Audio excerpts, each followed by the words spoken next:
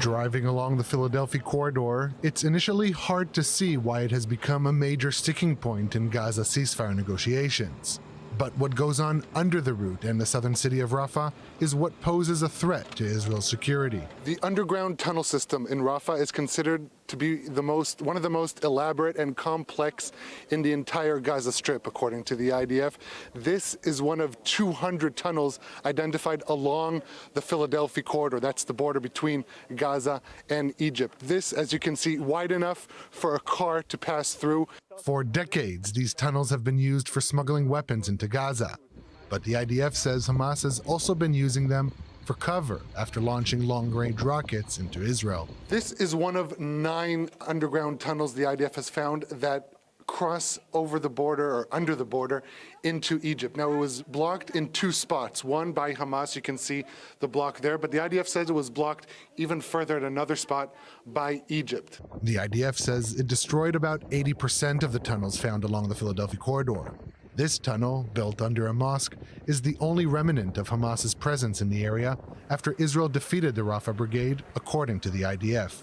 This is what's left of Rafah's Shabura neighborhood, used to be considered the stronghold of the Rafah battalion. Now, despite this destruction, every once in a while you can still hear gunfight, illustration that while the Rafah battalion has been destroyed, there are still many fighters that pose a threat to IDF forces operating in the area. Moving deeper into Rafah, the scope of the destruction emerges. Not a single home left undamaged. We didn't notice a single civilian. The only ones who remain are IDF soldiers and Hamas terrorists. The IDF entered Rafah about 3-4 months ago. Now this is what's left of it. This is just one neighborhood, Tel Sultan, in Rafah. Now IDF forces have surveyed all the homes here in the area, saying that pretty much every other home was booby-trapped, had weapons or tunnel shafts, and now what's left is destruction.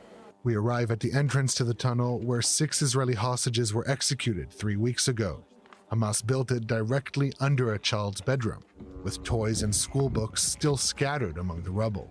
Israeli forces arrived just hours before they were executed, without advance knowledge they were there. The troops placed 6 candles in their memory. Those are 6 wonderful young people that were murdered by Hamas. 5 of them were in the Nova Music Festival.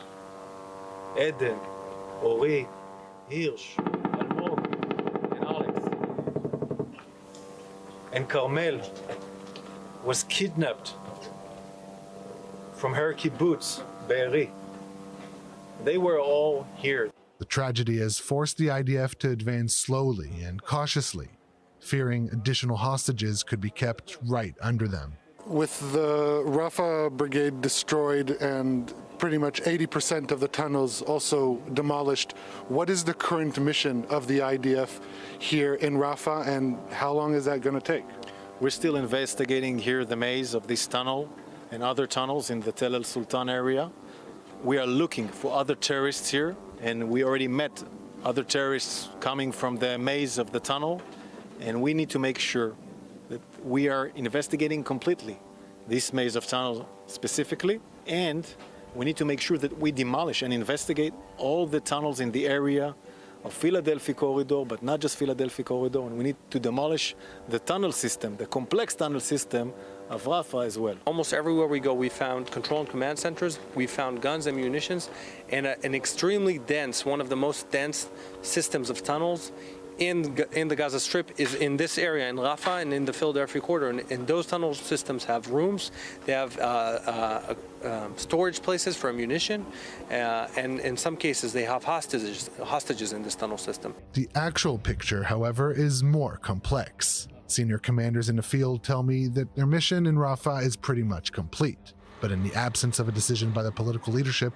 to leave the area, they continue to operate. In previous years, prolonged IDF presence along the Philadelphia corridor has taken a heavy toll. But as long as they're there, the commanders tell me, they will continue to dismantle the remnants of Hamas and try to gather more intelligence regarding the whereabouts of the remaining 101 hostages before it's too late.